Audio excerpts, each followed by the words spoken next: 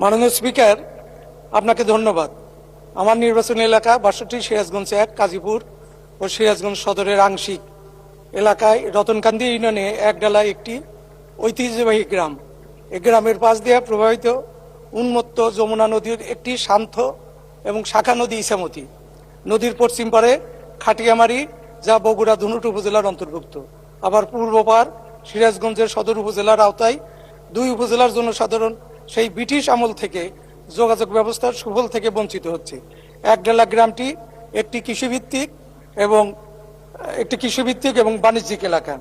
এখানে একটা ব্রিজ নির্মিত হলে সিরাজগঞ্জের রতনকান্দি, গান্দাইল, সুবগাছা, মেসরা, পেপুলবাড়িয়া, বাগবাটি মানুষ প্রতিবেশী জেলা বগুড়ার রলারহাট, চান্দাইকোনা সহজে পণ্য পরিবহন সহ যাতায়াতের সুবিধা ভোগ করতে পারবে।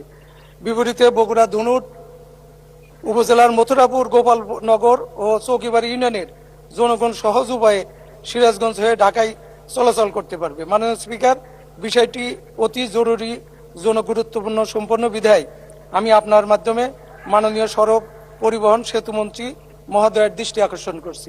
মাননীয় স্পিকার, আপনাকে অসংখ্য ধন্যবাদ। ধন্যবাদ মাননীয় সদস্য।